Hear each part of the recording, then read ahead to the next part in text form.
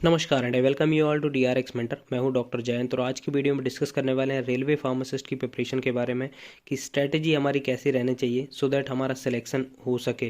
क्योंकि मैंने जब से रेलवे फार्मासिस्ट के वैकेंसी के बारे में वीडियो बनाई है और मैं अदर यूट्यूबर्स की वीडियोस में देखता हूं कि रेलवे फार्मासिस्ट पे जो भी वीडियोस आई हुई हैं उसमें बहुत ज़्यादा व्यूज़ आते हैं कंपेयर टू अदर वैकेंसी। जैसे हम ESIC या SSC या DSSP देखें, उन पे बहुत कम व्यूज़ आते हैं, बट रेलवे फार्मासिस्ट की जो भी अपडेट आता है उस पर बहुत ज़्यादा व्यूज़ आते हैं। तो जिससे मैं एज्यूम कर पा रहा हूँ कि आप लोग रेलवे फार्मासिस्ट आपके लिए एक ड्रीम जॉब है और ये एक गोल्डन अपॉर्चुनिटी भी है, क्योंकि लास्ट टाइम 2019 में आई थी और लगभग 5 साल बाद अब 2024 में आने वाली है और नेक्स्ट 5 ईयर बाद शायद ये वैकेंसी आए 2029 में, जब तक आप में से बहुत सारे लोग ओवर एज्ड हो सकते हैं। तो इस बार एक गोल्डन अपॉर्चुनिटी है, अच्छे से प्रिपेयर करिएगा, नोट्स बनाइएगा, वो सारा कुछ हम इस वीडियो में डिस्कस करने वाले हैं। चलिए स्टार्ट करते हैं। तो आज की वीडियो हम डिस्कस करेंगे इन पॉइंट्स पर, बुक्स के बारे में डिस्कस करेंगे कि कौन सी बुक से हमें पढ़ना है, कितना पढ़ना है, MCQs कहाँ से अटेम्प्ट करने हैं और प्रीवियस क्वेश्चन पेपर अटेम्प्ट करने का कोई बेनिफिट होगा कि नहीं होगा। तो चलिए स्टार्ट करते हैं। बट उससे पहले यदि आपने चैनल को सब्सक्राइब नहीं किया है तो चैनल को सब्सक्राइब कर लीजिए सो दैट आपको जो भी फार्मा रिलेटेड न्यूज़ है, कंटेंट रिलेटेड, मैंने भी लास्ट टाइम अभी वीडियो बनाई थी एंटीडोट से रिलेटेड कि कौन सा एंटीडोट किस पॉइजनिंग में यूज़ किया जाता है। आप लोगों ने उसमें देखा होगा और उनमें से कई लोग थे जिन्होंने PDF की रिक्वेस्ट की थी, तो उसके लिए मैं उसकी जनरेट कर रहा हूँ लिंक, फिर आपको इसी वीडियो में या फिर नेक्स्ट वीडियो में आपको प्रोवाइड करा दूंगा। तो चलिए स्टार्ट करते हैं। सबसे पहले बात करेंगे, एक मेजर कन्फ्यूज़न रहता है कि सभी लोग जैसे ही कोई वैकेंसी आती है, और इसमें मैं आपको बता दूं कि इस वीडियो में हम discuss not only pharmacist, railway pharmacist के बारे में, बाकी सभी फार्मासिस्ट एक्सेप्ट SSC फार्मासिस्ट की मैं बात कर रहा हूँ, क्योंकि SSC में नॉन टेक्निकल ही आता है। लेकिन बाकी सब जैसे DSSP की वैकेंसी आई हुई है और अभी रेलवे की आने वाली है, तो इनमें फार्मेसी का पूछा जाता है लगभग 70% या कहीं पे 50% पूछा जाता है। जैसे रेलवेज में 70% आता है आपका फार्मा, 30% नॉन फार्मा आता है। बट जैसे DSSP का है वहाँ पर 50-50 आता है। 100 क्वेश्चन आपके आएंगे फार्मेसी से रिलेटेड और 100 आएंगे आपके नॉन फार्मा, मतलब नॉन टेक्निकल क्वेश्चंस आपके आएंगे। तो जो भी फार्मा रिलेटेड है उनके लिए मैं आपको बता रहा हूँ कि बुक से ही आपको पढ़ना पड़ेगा। ठीक है, पर्टिकुलर सब्जेक्ट्स के लिए आपको पर्टिकुलर जो स्टैंडर्ड बुक होती है वो प्रेफर करना पड़ेगा, क्योंकि बुक में जैसे ही आप पढ़ेंगे, देखिए क्या होता है कि अभी आप स्टडी करेंगे तो लगभग 1 ईयर आपको मैक्सिमम चाहिए अच्छे से प्रिपेयर करने के लिए। जिन्होंने B फार्मा या D फार्मा में अच्छे से पढ़ा है उनके लिए तो ठीक है, जिन्होंने नहीं पढ़ा है, मतलब हो जाता है कभी कभी नहीं पढ़ते हैं, तो उनके लिए लगभग 1 साल आपको यहाँ पर अच्छे से देना पड़ेगा। नोट्स प्रिपेयर करने पड़ेंगे बुक से, पर्टिकुलर बुक आपको प्रेफर करनी पड़ेगी। जैसे अभी हम डिस्कस करेंगे आगे की फार्माकोलॉजी के लिए कौन सी बुक प्रेफर करनी है, तो आपको बुक प्रेफर करना पड़ेगा, नोट्स उसके प्रिपेयर करना पड़ेगा। नोट्स प्रिपेयर करने के फ़ायदा क्या होगा मैं आपको बता रहा हूँ कि भले ही आपका DSSP में ना हो या SSC में ना हो, लेकिन आपके पास नेक्स्ट अपॉर्चुनिटी हमेशा रहेगी। जैसे फिर उसके बाद रेलवे फार्मासिस्ट की आ जाएगी या फिर उसके बाद एम्स फार्मासिस्ट की आ जाएगी।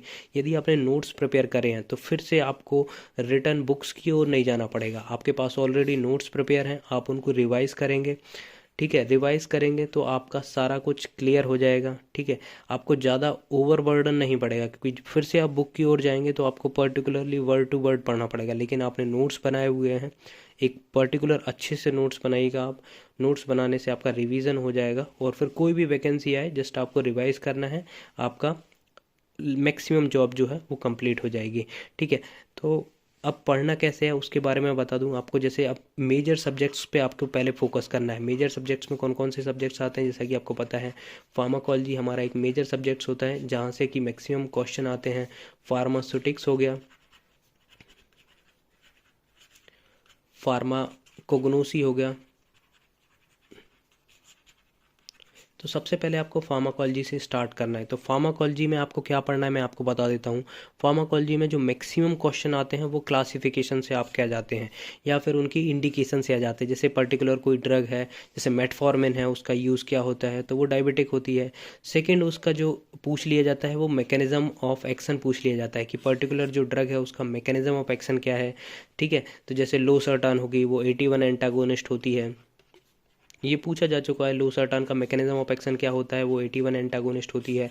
कैप्टोप्रिल हो गया, उस जो जितनी भी प्रिल टाइप की मेडिसिन होती हैं उनका मैकेनिज्म होता है, जैसे ACE इनिवेटर होती हैं, तो ये सब आपसे पूछ लिया जाता है। तो आप यदि मैक्सिमम आपका क्लासिफिकेशन से कवर हो जाएगा। फिर नेक्स्ट जो पूछा जा सकता है वो आपसे मैकेनिज्म ऑफ एक्शन पूछा जा सकता है।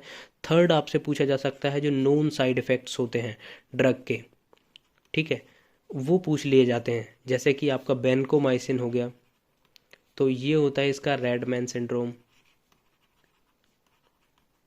तो ऐसे जो पर्टिकुलर साइड इफ़ेक्ट्स होते हैं वो जनरली पूछ लिए जाते हैं, तो वो आप पढ़ सकते हैं।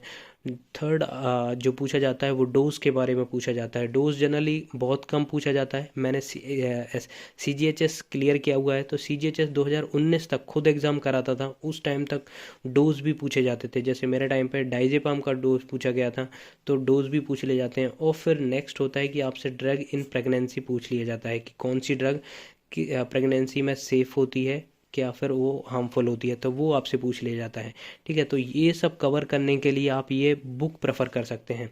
ये बुक जो है ये बहुत अच्छी बुक है, ये सभी फार्मेसी स्टूडेंट के पास होनी चाहिए, भले ही वो फार्मासिस्ट की प्रिपरेशन करें और चाहे ना करें, क्योंकि आपको देखिए फार्माकोलॉजी और आपके पूरे लाइफ स्पान में ये ज़रूरत पड़ेगी। क्योंकि आपकी फैमिली में भी कई बार क्या होता है या कहीं पे भी जब आप होते हैं, आप बताते हैं कि मैंने फार्मेसी की हुई है, तो वो आपसे पूछ लिए जाते हैं कि ये कोई मेडिसिन है, इसका यूज़ क्या है। तो आपको यदि पता तभी होगा ना जब आपने पढ़ा होगा, तो इसके लिए आपको ये बुक प्रेफर करनी चाहिए, फार्माकोलॉजी क्लासिफिकेशन KDT।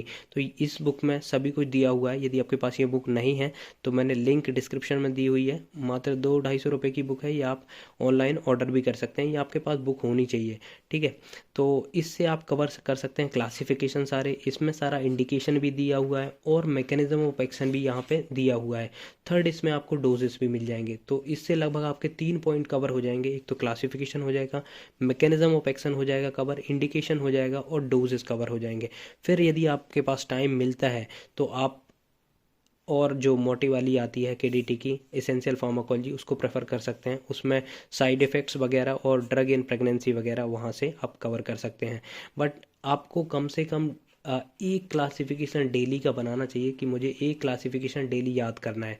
ठीक है, इससे क्या होगा कि आपके जो मैक्सिमम क्वेश्चन आते हैं ना फार्माकोलॉजी से, वो इसी बुक से कवर हो जाएंगे। यदि आपने एक क्लासिफिकेशन डेली भी याद किया तो लगभग इसमें कितने क्लासिफिकेशन होंगे, 20 से 25 क्लासिफिकेशन होंगे, तो लगभग एक महीने में आपके सारे क्लासिफिकेशन कवर हो जाएंगे। तो आप आज से या कल से जब भी हो ये बुक को ऑर्डर करिए और एक रोज़ एक क्लासिफिकेशन इसका याद करना चालू कर दीजिए। ये सभी आपको फार्मेसी रिलेटेड एग्जाम में काम आएगा, भले ही आपका फार्मासिस्ट का हो, स्टेट फार्मासिस्ट का हो, ड्रग इंस्पेक्टर का हो, GPET का हो, नाइपर का हो, सभी जगह आपको ये काम आने वाला है। तो आप इसको अच्छे से पढ़ाई करें। ठीक है, नेक्स्ट फार्मास्यूटिक्स की बात करें तो फार्मास्यूटिक्स में जैसे आपको पता है कि यहाँ पर आपको डोजेस फॉर्म मिलेंगे। ठीक है, डोजेस फॉर्म इसके ऑलरेडी बुक से रिलेटेड मैंने एक वीडियो बनाई हुई है, उसकी लिंक मैं डिस्क्रिप्शन में दे दूंगा, वहाँ से आप देख सकते हैं कि कौन कौन सी सब्जेक्ट्स के लिए कौन सी बुक प्रेफर करना है। यहाँ पे मैं जस्ट आपको बता रहा हूँ कि पढ़ना कैसे है। जैसे डोजेस फॉर्म रिलेटेड हो गया हमारा, तो जैसे उसमें बहुत सारे आते हैं, solid doses form, liquid dosage form, semi solid doses form. तो यहाँ पर हम एग्जाम्पल लेते हैं टैबलेट के बारे में। ठीक है, तो जनरली जो यूनिवर्सिटी एग्ज़ाम होते हैं वहाँ पर क्या होता है कि आप जस्ट लिख के आ जाते हैं और आपको नंबर मिल जाते हैं। बट यहाँ पर आपको पर्टिकुलर टैबलेट का सभी कुछ याद होना चाहिए, पता होना चाहिए, तभी आपका सिलेक्शन हो सकता है। ठीक है, जैसे टैबलेट में आपका होता है, एक तो मेन होता है API होता है, एक्टिव फार्मास्यूटिकल इंग्रेडिएंट, दूसरा होता है एक्सिपिएंट्स यहाँ पर होते हैं। एक्सिपिएंट्स में कौन कौन से एक्सिपिएंट्स होते हैं, जैसे कि डिसइंटीग्रेटिंग एजेंट हो गया, उसके बाद इसमें होता है फिलर्स होते हैं, बाइंडर्स होता है, फ्लेवरिंग एजेंट होता है। ठीक है, कई टैबलेट में फ्लेवरिंग एजेंट्स होते हैं, उसके बाद कलरिंग एजेंट्स होते हैं। तो ये सारे आपको पर्टिकुलर पढ़ने पड़ेंगे कि इसमें कौन से एक्सीपेंट यूज़ किए जाते हैं, डिसइंटीग्रेटिंग एजेंट कौन कौन से होते हैं, उसके क्या क्या एडवांटेज होते हैं, फिलर कौन कौन से यूज़ किए जाते हैं, फिलर का क्या यूज़ होता है टैबलेट में, बाइंडर कौन कौन से यूज़ किए जाते हैं। ठीक है, और इसमें कलरिंग एजेंट कौन से यूज़ किए जाते हैं, फ्लेवरिंग एजेंट कौन से यूज़ किए जाते हैं, स्वीटनर्स यूज़ किए जाते हैं टैबलेट में। तो स्वीटनर में भी दो टाइप के होते हैं, नेचुरल स्वीटनर्स होते हैं और एक आर्टिफिशियल स्वीटनर होते हैं। आर्टिफिशियल में आपके सैक्रीन यूज़ किया जाता है, एस्पार्टेम यूज़ किया जाता है। इनका पूछ लिया जाता है कि ये शुगर से कितना गुना ज़्यादा मीठे होते हैं। ठीक है, तो वो सभी इसमें पूछा जाता है। तो ऐसा आपको डिटेल में स्टडी करना पड़ेगा। और इसमें एक और पूछा जाता है कि आपके जो टैबलेट के डिफेक्ट्स होते हैं उसके बारे में पूछ लिया जाता है कि मॉडलिंग क्या होती है या फिर पिकिंग क्या होती है, लेमिनेशन क्या होता है, कैपिंग क्या होती है, तो वो सभी आपको पढ़ने पड़ेंगे। फिर उसके बाद इसमें टैबलेट कोटिंग होती है, तो टैबलेट कोटिंग में कौन कौन से मटेरियल यूज़ किए जाते हैं, एंटरिक कोटेड में कौन सा मटेरियल यूज़ किया जाता है, तो वो सभी आपको यहाँ पर याद होने चाहिए। और जब आप बुक से पढ़ेंगे तो उसके नोट्स बनाते चलिएगा, तो वो आपको लॉन्ग टाइम तक, जब तक आपकी जॉब नहीं लगेगी तब तक आपको वो बेनिफिशियल रहेगा। ठीक है, नेक्स्ट जो सब्जेक्ट है वो फार्माकोग्नोसी है। फार्माकोग्नोसी के लिए आप सी के कोकाटे एक बुक है वो पढ़ सकते हैं। डिप्लोमा की बुक आती है जो कि पतली सी होती है, वो आप प्रेफर करें। यहाँ पर आपको बायोलॉजिकल सोर्स पर्टिकुलर ड्रग के पढ़ना पड़ेगा, जैसे कि आपका अश्वगंधा हो गया या फिर आपका बिन का हो गया। ठीक है, तो जो पर्टिकुलर एल्कलॉइड्स होते हैं या फिर आपके कार्डियोग्लाइकोसाइड्स होते हैं, तो वो सभी आपको पढ़ने पड़ेंगे, उनके बायोलॉजिकल सोर्स पढ़ने पड़ेंगे कि उनका बायोलॉजिकल सोर्स क्या होता है, लीव होता है कि राइजोम होता है कि बार्क होता है कि आपका रूट होता है, तो वो आपको पता होनी चाहिए। प्लस इसकी कभी कभी फैमिली पूछ ली जाती है, तो उसके बारे में आपको पता होना चाहिए। केमिकल कॉन्स्टिट्यूएंट के बारे में आपको पता होना चाहिए। ठीक है, और केमिकल टेस्ट के बारे में आपको पता होना चाहिए। पर्टिकुलरली टेस्ट से भी आपके क्वेश्चन पूछे जाते हैं, तो आप वो पढ़ सकते हैं। आप उनके प्रॉपर नोट्स बना लें, अच्छे से एक टेबल फॉर्म में बना लें कि इसका बायोलॉजिकल सोर्स क्या है और इसमें कौन सा केमिकल कॉन्स्टिट्यूएंट होता है, क्या कौन सा टेस्ट इसको आइडेंटिफाई करने के लिए यूज़ किया जाता है। तो ये हो गया फार्माकोग्नोसी का। फिर आपके जो कुछ माइनर से सब्जेक्ट्स होते हैं और वो बहुत इंपॉर्टेंट होते हैं, जैसे कि आपका ज्यूरिस्प्रूडेंस हो गया। ज्यूरिस्प्रूडेंस से दो टाइप के क्वेश्चन आते हैं। एक तो शेड्यूल से पूछ लिया जाता है, तो शेड्यूल लगभग वही 27-28 शेड्यूल हैं आपके। मान लीजिए 30 शेड्यूल हैं, तो 30 शेड्यूल यदि आपने पढ़ लिए तो लगभग एक क्वेश्चन आपका पक्का हो जाता है। लास्ट टाइम भी रेलवे में शेड्यूल टी से पूछा था। शेड्यूल टी किसको डिफाइन करता है। ठीक है, और इसका पूछ लिया जाता है ईयर के बारे में कि कौन सा जो एक्ट है, मेडिकल एक्ट है, वो किस ईयर में आया हुआ था। जैसे जो हमारा इंडियन फार्माकोपिया है, वो उसका वॉल्यूम कब आया था, या फिर ड्रग एंड इसका पेटेंट एक्ट कब आया था, medical term pregnancy termination act कब आया था। तो ऐसे करके एक्ट पूछ लिए जाते हैं, जो कि मुश्किल से 10 से 20 आपके ईयर हैं जो आपको याद रखने हैं। तो यहाँ से भी एक क्वेश्चन आ जाता है। तो ज्यूरिस्प्रूडेंस से आपके 2 क्वेश्चन आ जाते हैं, तो आपके यहाँ पर नंबर भी बढ़ जाते हैं यदि आप वो आपके करेक्ट होते हैं तो। नेक्स्ट आपका एक सब्जेक्ट होता है डिस्पेंसिंग। डिस्पेंसिंग में जनरली 2 टाइप के आपके क्वेश्चन पूछे जाते हैं। एक तो आपका लैटिन टर्म से पूछा जाता है। लैटिन टर्म का जो एप्लीकेबिलिटी भी होती है, क्योंकि वहाँ पर आपको जैसे प्रिस्क्रिप्शन आएगी तो उसमें पर्टिकुलर लैटिन टर्म्स होते हैं, जैसे एसओएस का मतलब क्या होता है, बीडी का मतलब क्या होता है, ओडी का मतलब क्या होता है, तो वो आपको पता होने चाहिए। तो वो जनरली पूछे भी जाते हैं। तो वो एक पेज के आपके लैटिन टर्म्स होंगे, उनको याद करना स्टार्ट कर दीजिए। और यहाँ पर पूछ लिया जाता है आपके जैसे मेजरिंग सिस्टम होते हैं, जैसे कि एक टेबल स्पून में कितना एमएल होता है, या फिर एक ड्रॉप में कितना एमएल होता है, ये एक फ्लूइड आउंस कितना होता है, तो वो सभी पूछ लिए जाते हैं। तो वो आप स्टार्ट कर दीजिए। तो आपको इन समरी में मैं आपको बता रहा हूँ कि सबसे पहले आपको फार्माकोलॉजी स्टार्ट करना है। फार्माकोलॉजी में भी आपको स्टार्ट करना है सबसे पहले क्लासिफिकेशन से, क्लासिफिकेशन याद हो जाए। फिर उसके बाद आप फार्माकोग्नोसी, फार्मास्यूटिक्स वगैरह पढ़िए, और साथ के साथ आप जो छोटे छोटे सब्जेक्ट हैं जैसे डिस्पेंसिंग, ज्यूरिस हो गया, जहाँ से एक एक 200 क्वेश्चन पर्टिकुलर आते हैं और वो फैक्चुअल होते हैं, आपको उनको रटना ही पड़ेगा। तो वो आप स्टार्ट कर दीजिए, उनके नोट्स बनाना स्टार्ट कर दीजिए। कुछ आपको ट्रिक मिल जाए तो ट्रिक से याद करना चालू कर दीजिए। आई होप ये वीडियो आपको इन्फॉर्मेटिव लगा होगा, इंपॉर्टेंट लगा होगा। अच्छा लगा हो प्लीज़ चैनल को सब्सक्राइब करिए, वीडियो को लाइक करिए, शेयर करिए एंड कमेंट करिए। Thank you.